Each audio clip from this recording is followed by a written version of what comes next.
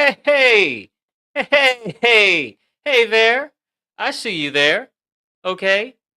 Out there noticing. I see you over there noticing. What are you noticing, you may ask? You're noticing that it's 7:51. I know. I know.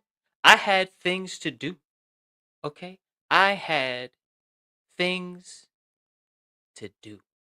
And when I was doing those things, the clock didn't stop and let me have my turn. It just kept on running like clocks like to do. Those damn clocks. So, you know, now I'm here and we can get on with the show. Hello, guys. Welcome back to the show. Welcome back to the Inner Storyteller. Welcome back to the channels. If you are here, please first like the video. Please like the video. Just click the like button. Helps me get out there to other people. And subscribe to the channels. Helps the mission to one day monetize this podcast. If you are here, then you are indeed in for some real conversations. Okay? We get into natural law, we get into religion, like we will today, the good, the bad, and the ugly, and the great. We get into anarchy, culture, money, and how mankind is manipulated from the shadows by forces that do not have our best interests at heart. But we are not bashing faith systems here. Okay, this whole series called The Word is not to bash faith systems. We are simply examining the psychological affects and effects of the stories that we have the most faith in, the ones we have the most stake in. I want to see if my camera will zoom in for me. There we go. Thank you. And that examination has to sit right alongside an honest look at the current human condition, which is slavery. Government is slavery, good people. And the question that we have to keep coming back to is what can actually be improved with the proper understanding of the inner storyteller and how it works. And if any of that makes you uneasy, uncomfortable, or angry, please know that although you are 100% encouraged to stay, you are welcome to leave at any time after you like the video, of course. You are not welcome to leave if you have not yet clicked the like button, says the Terminator Arnold Schwarzenegger. So, we're getting back into the word series today. Let me go ahead and put my picture up so you guys can see it. 1 second. Let me grab the mouse. Right. Getting back into the word. I love this picture. It's got Coach Colin over here looking great. Shout out to the late Charlie Kirk. And we got Candace, the principal, as Baron Coleman calls her on the Real Baron podcast. Um, and we're talking about, I noticed a pattern right now in a specific corner of the internet that I like to pay attention to. Okay, a number of people, public figures, podcasters, people in general,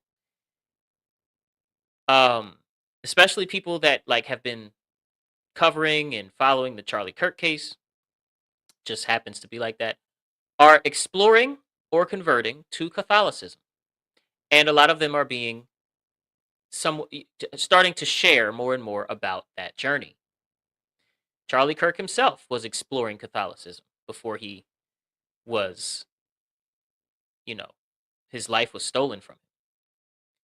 Candace Owens converted very publicly after she married George.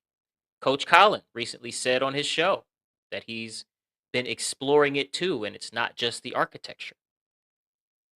If you know, you know. And, because, people were saying in response to Candace on her show, saying that Charlie Kirk was exploring Catholicism. People were saying to Candace, it was just the architecture. He really liked the architecture. But obviously it was more than just the architecture with Charlie. It's more than just the architecture with Coach Colin. And I'm not bringing this up to critique any of these individuals. You are allowed to orient yourself to any belief system that you choose and to change it and to, do what you will with it. You are free to do so. I'm bringing it up because it illustrates something a little bit broader in how adults choose their favorite organized religions that I think deserves some examination. Okay? That's all. That's it. That's all. I love Candace Owens. I love Coach Collins' show and wish everybody in this corner of the internet the best. The question that I want to sit with today is, do you know why you believe what you believe about the religion of your choosing? Not about God, by the way, about the specific organized, institutionalized tradition that you are in or moving toward. Do you actually grasp what drew you in, right? Or were you perhaps drawn in by symbols, specifically symbols that carry stories that only your inner storyteller can hear, so to speak? Stories that got filed into certain mental drawers before you had the tools to examine what was actually inside the container. Here's an analogy that I keep kind of coming back to when I think about how most adults are approaching religious conversion, exploring religious conversion, even how authors write about religious conversion, not necessarily the missionaries themselves, um, who write in a different context, but people who study these things. It's almost like they're at the mall, right? They're just at the mall, kind of looking around, going in different stores, seeing where they want to spend their money. Now, a mall, much like the pick of the litter when it comes to religions, have big stores and little stores. They have some stores you can spend your whole day right there at the store, even though it's attached to the shopping mall. And they have little stores where you can get, you can go to like Lids and they may have two or three types of items, right? They have hats, obviously. They may have like hat cleaner and I don't know, headbands, something else that's not a hat, right? Three, four, maybe seven items max or so. Some stores in the shopping malls are like this. And they also have restaurants, which have menus with a whole bunch of items you could pick from. You can spend a lot of time there. Some malls are attached. Some Targets are attached to a mall. I don't think any WalMarts are, but I've seen some things when it comes to these malls, and people shopping, people exploring their religious tastes seem to kind of walk in with a general sense of what they need. Walk into the mall. They move through the aisles and stores and hallways. Something catches their eye. They pick it up, look at the fabric, they check the price, they hold it up and think about how it'll fit. They hold it up to their shoulders, right? And they make a decision based on how they feel, what the story is that they live when encountering their favorite religion. What they are almost never doing, though, let's return to that article of clothing. Okay, looking at the clothing, feeling the fabric, holding it up to their shoulders, and things like this. What they are almost never doing is asking, what exactly was in the hearts and minds of the people who made this item? What were the working conditions in which this item was made? What actually went into the process of building this thing that I'm holding from the ground up? What does it actually do once it's on my body and I'm living in it rather than just trying it on in the store? People are treating faith in the same way, sort of, kind of. Okay. And I'm not saying that they're always drawn to something worthless or something meaningless like like any random t-shirt in the mall. Okay. I'm not saying that. The architecture of a cathedral is genuinely extraordinary. The intellectual tradition of Catholicism is genuinely deep. The historical context that a well educated priest can offer is genuinely more than most Protestant churches seem to provide sometimes. These are things about Catholicism in the real world that have real value for real people. But they are also the fabric and the price tag and the cut. They are not necessarily the garment's relationship to your actual body in the actual conditions of your actual life. And the question of whether the tradition will produce genuine experiential knowledge of God, which is a real present moment encounter with whatever God actually is that you remember. That question cannot be answered by evaluating the aesthetics alone. Our girl Candace, for instance, Candace Owens, has been quite public about her conversion to Catholicism, although she does stray away from speaking directly to what her journey is like real time. I mean, she'll mention conversations with a priest every now and again, but she doesn't talk in religious contexts um very often. Like she'll respond to somebody misusing a Bible verse to try and justify genocide or something. But she doesn't really speak in religious. Her show's not about that. She talks about culture. She talks about what happened to Charlie Kirk. She talks about things other than religion for the most part. But her conversion to Catholicism is very public.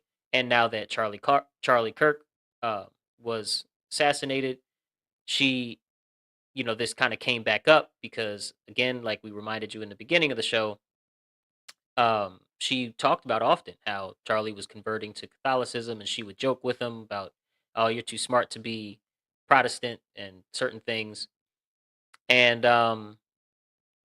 that he was uh, keeping her sort of abreast to his own spiritual journey. She's described her conversion in terms of its historical depth, right? That Protestantism didn't necessarily focus enough on history, at least when she, became intrigued from a few conversations that she had with George, her husband, as well as some priests in her life. Um, she said the Catholic priests offered real context and that the tradition had intellectual substance that felt more grounded than what she'd experienced elsewhere. She's also described a very specific moment, which was a conversation with a priest that led to a realization about American history, that America was founded by Freemasons, specifically the dark occult variant of the Freemasonic order. Um, not people that go and hang out at the lodge with their buddies and complain about their lives and, talk a little bit about philosophy. Um, it's not that, right? These were very prominent figures within the order, obviously, as they are shrined individuals. And that uh, she was talking about how converting to Catholicism would at least place her among a priest class who had a more historical context for their beliefs. And she could explore that. And she has a mind for connecting history and like seeing long term patterns and putting puzzles together, as she would say. Right. And, you know, that's reasoning, but there's a piece missing, in my opinion, in that. And I don't mean missing in her heart, I mean in what she's said publicly so far or whatever. Right. Again, there's nothing accusatory toward anybody that I may talk about in this episode. First of all, it's a genuine intellectual reason. It's a real observation that, you know, the relative historical depth of different Christian denominations may appeal differently, more so to different personalities. It's an honest account of how her thinking developed. What it isn't is an actual account of experiential encounters or an experiential encounter or an ongoing one with God necessarily. Again, not that that's not in her heart or that's not true, just that that's not the context certain things were said in so far publicly. It's an account of finding a more historically literate community. Right? Genuine encounter with God doesn't necessarily require any intellectual depth whatsoever. So it just is two different things. One, to me, feels like it's more important to focus on. And why? It's because your religion does become a core thing for you, right? When you convert to a religion, be it an established religion or some sort of remix of your favorite principles. Um, when you really, adopt and live by and ritualize a religion, it becomes a very core thing to your identity pool, a huge percentage, if you will, of your identity pool, right? Becomes a whole layer of your personality type. And that has such great influence on your automatic response triggers that it matters for our, shared objective as a human family to create the best world for our children.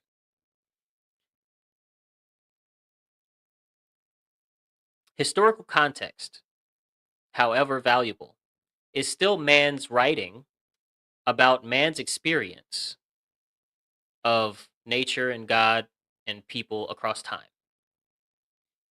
And as we've talked about on this channel, history has been managed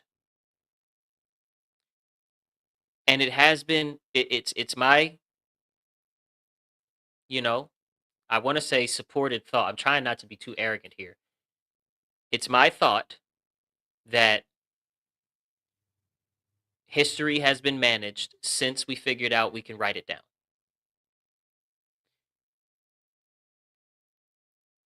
It's shaped by the interests of the people doing both the writing and the funding for the writing, or for the funding for the distribution. Right? If you can fund distribution, you could probably hire your own scribes and eventually authors. Knowing more history about who founded what and what they believe doesn't necessarily tell you whether the notions about the God in the religion align with what is.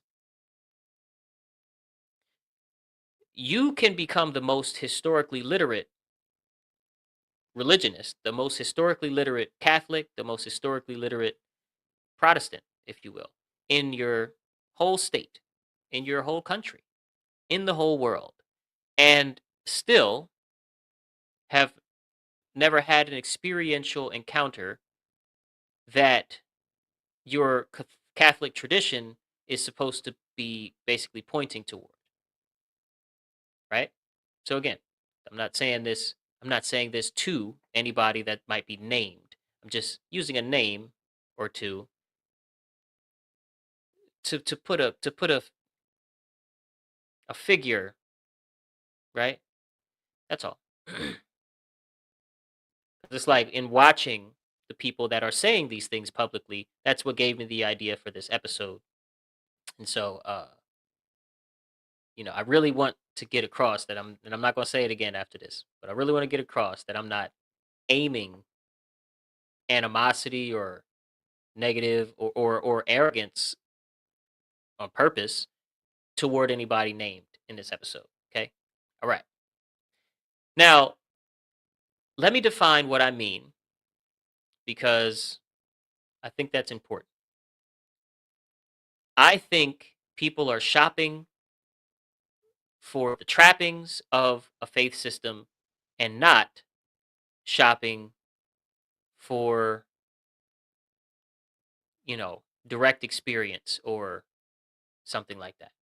Okay, they're shopping for the trappings. The trappings of a faith system are the things that you can evaluate without being inside the faith experientially, like the architecture, the art, the music, some of the rituals that you can see without being all the way in, the intellectual tradition and the historical depth of the authors and the doctrine, the priest class, right, as well as the congregate, the community of the religion, the aesthetic of the whole thing, how it feels to be in the space, to be among those people, and to put on that identity. None of these things are nothing. They do carry real meaning. They were built by human beings who were genuinely reaching toward something and put everything they had into reaching. A Gothic cathedral is one of the most astonishing things that a human being has ever built. And not just in my opinion. I mean, this is a very shared opinion, right? You don't have to have this opinion, but this is a very shared opinion. The art that fills it is extraordinary. The ritual that happens inside it has been refined over centuries by people who took it more seriously than most modern people take anything. People with a genuine interest in preserving the religion's trappings, as well as maybe a genuine interest in furthering their direct experience with God. Although there is a caveat that I have not said about that yet. Here's what the trappings cannot do: they cannot tell you whether the tradition is producing actual transformation in people's actions, people's meditations. They cannot tell you whether the people most embedded in the tradition are closer to genuine moral alignment and genuine experiential knowledge of God than people outside of the religion, right? They can tell you some quotes from the religion and just say, and I believe that,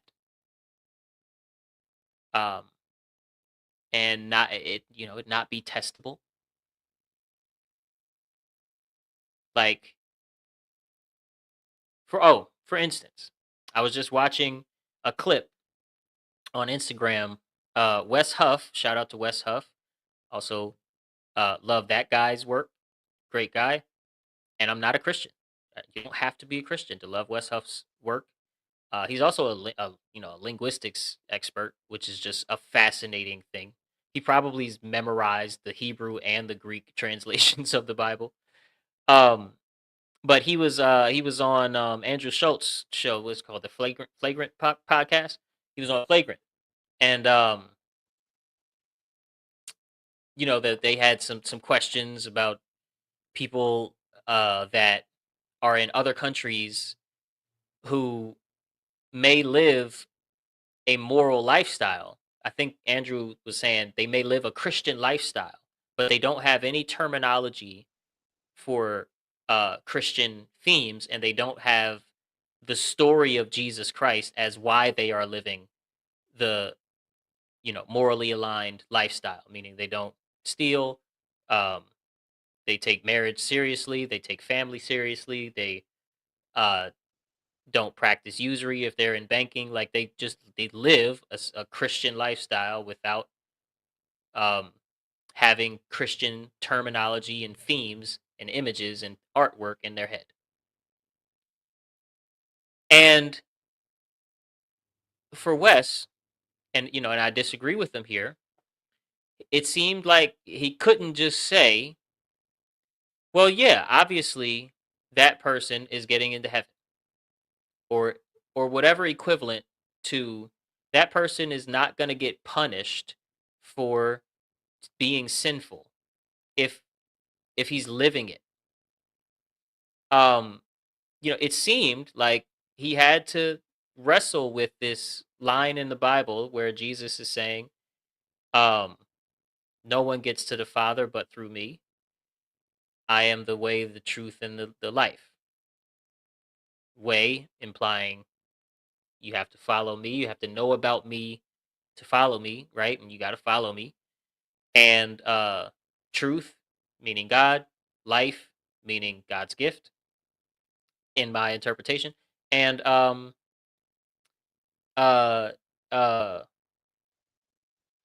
no one gets to the Father but through me, without knowledge of me, without saying my name, without getting ritualized into my thing,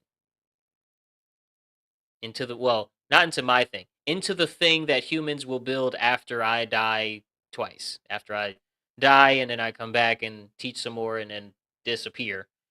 Um and functionally am no, I don't want to say Christ is dead. That's disrespectful. Complete, the completely different meaning of the word dead. I didn't, you know, wasn't headed in the dark place. But regardless, uh, not here, right? And people built this thing, and now without being ritualized into this thing that was built in the name of Christ called Christianity, um, you you cannot get to the Father. God don't want nothing to do with you. And I just, for me, that's just a very simple thing. It's like, no, if you live a moral life, then yeah, you don't get punished by the creator of the universe, um, nor the mechanics of the universe he created, because you didn't ritualize yourself into this man-made tradition, right? It's like it seems very simple. It seems very, very simple to me. And to a lot of people who grew up within a tradition and awakened out of it, but also didn't rush to fall into solipsism, which we explored very heavily and very carefully last episode. Uh, it seems very simple. If someone without any knowledge of Christianity or Christian themes is living a moral lifestyle, living morally, and let's say they're human, let's say they still lie, you know, 30 times a year. They tell a little white lie, get out of something, or lie by omission, or some shit. 30 times a year. They may get angry 30 times a year. They may get lustful 100 times a year, or some shit. I don't know, right? Whatever. 5 times, whatever number you want to put to it. Let's say they're human, but they live and they're real about their moral values. They're just not Christian. Do they go to the Father? And Wes was, he was kind of like, I don't know. I don't know, cuz. And it's like, well, why don't you know? I don't know. Like I'm not pushing anything on him, but it's just like that. Just it's yes, yes. There. You don't have to. Yes, and I know that means that you also don't have to, even with the knowledge of Christianity, this man-made thing as an option, that you can um choose every day to live morally and gain the same principles, gain the same knowledge as far as moral knowledge that's taught through Christ's example and parables without any knowledge of Christ or the story of Christ, or with partial knowledge of the story of Christ and choosing not to delve into that, but to delve into a different system or create your own system to a degree, not from the ground up, but you build on things that overlap. And and absolutely not get punished when you die. You don't have there's no sense in that. And a lot of religionists fall into that mindset. I say fall. I don't mean that disrespectfully. So, you know, the trappings cannot tell you whether the container is carrying what it claims to carry, or whether the container is the thing with nothing particularly divine inside it beyond what any sincere human effort toward transcendence would produce, regardless of which building it happens to be in. Right? Again, it cannot tell you whether the container, the religion, carries what it claims to carry, or whether the container, the religion, is the thing with nothing particularly divine inside it beyond what any sincere human effort towards transcendence would produce, regardless of which building it happens in. Okay, I hope that makes sense. In simpler terms, they can't tell you whether or not this religion is uniquely positioned to carry anybody into heaven just by getting ritualized into it, or if any human being pursuing truth and living morally can reap the benefit promised by the religion. In my lived experience, as well as in my opinion and research, it seems to me that anybody living a genuinely moral lifestyle, of course, struggling through it, getting it wrong sometimes, is a part of it, but living, and I get it wrong every day, right? Um, Living a moral lifestyle, making moral choices, choosing right action over wrong action consistently gets you the same result no matter what religion you're a part of. And that's after death as well as in this life. You get divine protection when everything aligns the right way for you, or your story gets divine protection, and you generate good karma for the human story, meaning you inspire people to do good around you just by your example. All of these things happen no matter what your religion is if you are living a genuinely good life and making and choosing right action and standing up for yourself and standing for freedom and truth, and um, let's just say like the non-aggression principle meets the non-passivity principle, right? Have the conversations in your own words about this. Ask somebody why they got into Baptist or Methodist or Catholic or Orthodox faith, or Islamic, um, fruit of Islam or traditional, the different kinds of traditional Islam. Ask them why, and listen carefully to what they say. See whether the answer has um, spiritual substance or aesthetic substance to it. Whether it describes something that happened inside that they couldn't manufacture themselves, or something that changed the way that they actually experienced being alive, or if they felt emotions only, so to speak. Um, you know, if they describe the community, the history, or the way that they talk history, the music, right, the architecture, um, you know, the fact that Candace Owens converted and that's somebody that she respects, and Baron Coleman is somebody that they respect. He's also Catholic, I believe. Um, Either answer will be honest, and either answer is completely fine. Okay, but just see if you ever get a response that points more so inward versus outward. Like, yeah, I encountered something that you know happened, and it's real for me in this moment right now. Or if it's more like, yeah, I went around these people, and the people were this, and the buildings were this, and um the words in the book are this, and I really like this concept, that kind of thing. See where it lands. See what you get. It's a good little experiment. Now, here's where it connects to the inner storyteller framework. I just want to pull my little picture back up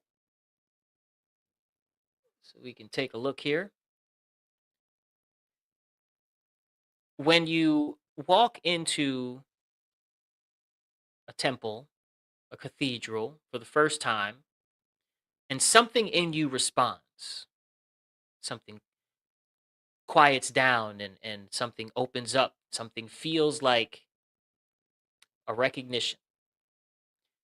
Your inner storyteller is going to do what it's supposed to do and what it's designed to do every time, which is filing that experience in the drawer you've associated with the cathedral or the whatever the temple that you stepped into. It assigns meaning to the symbol, the architecture, the lighting, the smells, the community. All of that arrives in the inner storyteller and gets sorted by the sorting function of said inner storyteller and gets filed, meaning it lives there. And as the symbol comes back up, the file is what feeds your conscious mind thoughts. And for many people, an experience like that, walking into a temple, getting an emotional response, will get sorted into this means that this religion and the people that run it are true and sacred. And that experience will get filed into the sacred drawer before any examination ever really happens. Before the question of what actually produced this beauty, at what cost, and how, before the question of whether the institution is responsible for the beauty, right? Or whether whoever's responsible for the beauty in the architecture or in the paintings or in the stuff that you experience when you walk in and you have this feeling, um, if whoever is responsible for the building and the trappings has a documented history of harm that has never really been accounted for, right? Or before the question of whether the encounter you're having is with God or with extraordinarily refined aesthetics of some kind. right? Aesthetics of an institution that has always needed exactly this kind of response from exactly this kind of person standing where you're standing right now. At least when we take into account the fact that spirituality and psychology are the same study to a degree, that you cannot separate psychology from the journey of spirituality for an individual. So, the symbol, the trappings of the religion carries a story. The story enters through the eyes and ears and skin before conscious thought arrives, and the filing happens at the speed of the sorting function, which is faster, exponentially faster than the examination. Okay, it's faster than the questions you would want to ask if you could see the process happening, faster than you could come up with those questions. This is not unique, by the way, to cathedrals or Catholicism. It happens in every tradition that has invested in the aesthetics in a way that appeals to psychology. It happens in the megachurch with the lights, the band, the music, the celebrity visits. It happens in the mosque. It happens with the call to prayer. It happens in the temple with the ceremony. It happens anywhere and everywhere that human beings have put sustained, sincere effort into creating an environment that signals something real and important is happening inside of you because you are here. And again, the signal is not false. Not saying the signal is false. Something is real. And that realness is being pointed at by the symbols that are carrying the stories. The question is whether the tradition pointing at the symbol, pardon me, is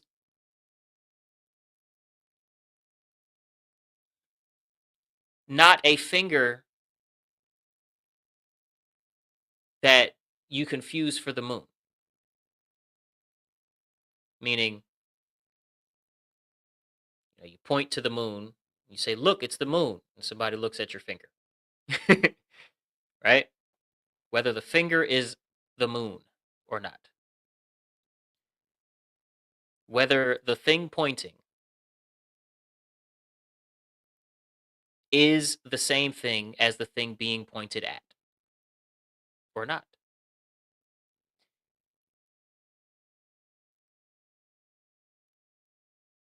Now, I'm not trying to define what God is or how God arrives to anybody's life. That's way above my pay grade. What I'm saying is that the accounts of genuine spiritual encounter across every tradition, this is that caveat that I was getting at earlier.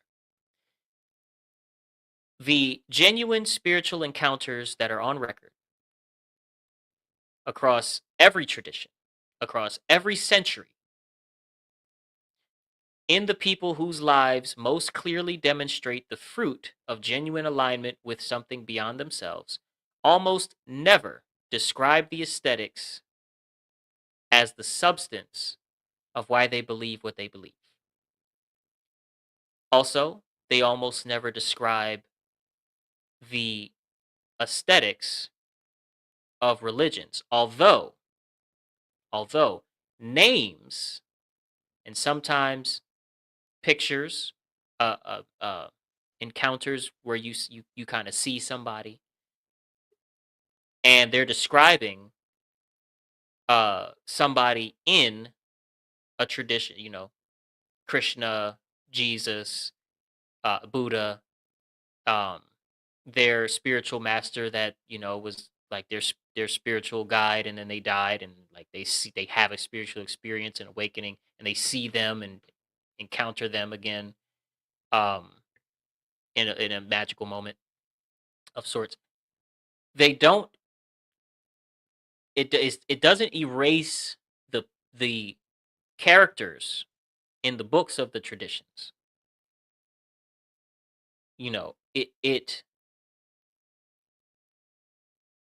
it doesn't erase the aesthetics either. It just is detached from the aesthetics, the community, the smells, the beautification of the religion. It's just not, it doesn't even come up when people are talking about their real encounters. They describe something that happened inside of them that they couldn't manufacture or explain, something that cost them the story that they had been running about their lives, something that required them to become different rather than simply being somewhere different. Remember in the book, we talk about the Magi. If you haven't seen the first video of this podcast, it's called The Inner Storyteller Part 1, and it is me reading, it's the audio book of me reading the introduction and first chapter of my new book, The Inner Storyteller, and I go over the three kings story in the Christmas story, or the three kings that are featured in the Christmas story. I call them the three magi because they're magi. You can call them three kings if you want. Um, but these three men, they did not arrive at the summit where the manger was because they found the most historically impressive tradition and followed it. They didn't even follow Jewish tradition. Okay, they arrived through following the stars and their own symbolic system that they had genuine commitment to. Their tradition was the vehicle that led them to Christ, which was not Judea or Mosaic. It wasn't the Jewish. It wasn't the Ten Commandments. The encounter was the destination, but their own tradition was the vehicle. Right, the summit of the mountain. When you're at the bottom of the mountain, looks like there's one path to get up there safely. From the top of the mountain, looking down, you see there are many paths to get down, implying there are many paths to get up. You just have to look. A vehicle that never moves is not transportation, it's furniture. And a tradition that you join for the architecture, the history, the community, and the intellectual depth, without the question of whether it will actually take you somewhere or is actually taking you somewhere, is very beautiful furniture. So the question is,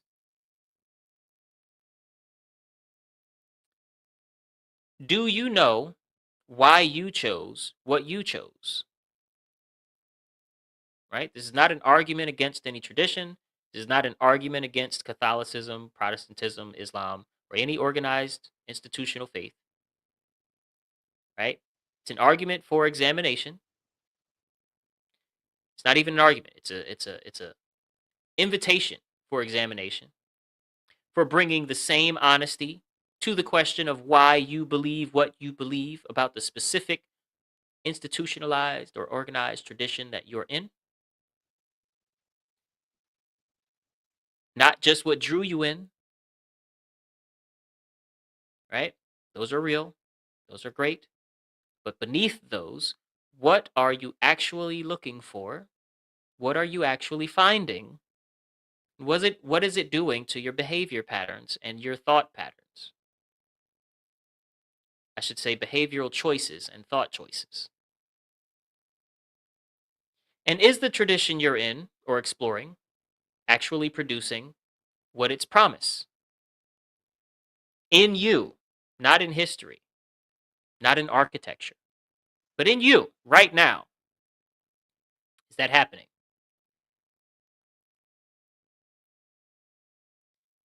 What story are you willing to live?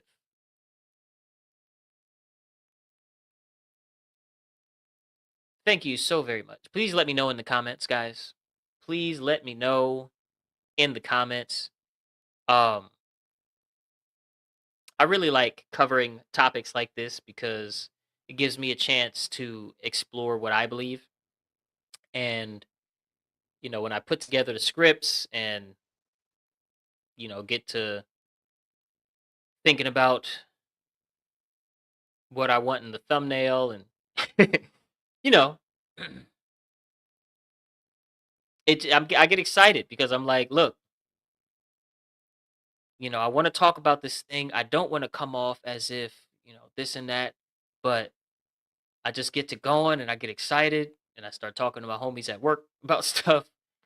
And, I do want you guys to get in those comments and let me know where I'm wrong, what you align with, what resonates with you. Talk amongst yourselves and share the video, right? Also like the video. Please like the video. Please. I heard manila folders. You get manila folders just by liking the video. They just magically start raining down in your office. Now, if you don't have an office, then as soon as you have one, the right kind of office, it'll just magically appear and you'll have all the manila folders that you'll ever need instantaneously. And they'll be filed away perfectly for you, labeled and everything. Okay? That just happened. Just like the video and it done deal. Check your office. If it's not there, just make sure you add what you need to add in the office and boom, there you go. So like the video and thank you so very much for hanging out with me, talking about the word. Again, we are not bashing faith systems on this channel. We are simply examining the stories that we have the most faith in and how those stories help shape society. And we have to examine the fruits of these traditions and religions and patterns of behavior being here. What has it produced? Right? We got 4,000 years or what, 4,000 years of uh uh the Jewish tradition. We got 2,000 years Christianity. We got 2,000 years, I guess, of Islam. Uh, thousands of years of Hinduism. I don't really know how far back the yogic traditions and things go. Um, and obviously you got at least 6 to 15,000 years dark occult psychology, the dark occult sciences of you know. Um, and the OG, you have natural law. You have what is sacred, even if nobody speaks to it, knows about it, cares about it, or believes in it. Nature. What is, right? And not just what is as far as what I individually can see. No, what is. It's too simple for even some minds to grasp upon first encountering the thought. What is? Not a question, right? A definition. What is? Um, yeah, man. My intention for this channel is that we explore these things honestly and that we look at these stories, the fruits of these stories being mass distributed and mass believed in and ritualized and institutionalized and enforced. Um, we examine what these stories do alongside an honest look at the current human condition, which is slavery. Government is slavery, and government is what people do right now. So, government is slavery. And, well, what story are you willing to live? Let me know in the comments, and I'll see y'all tomorrow for the next one.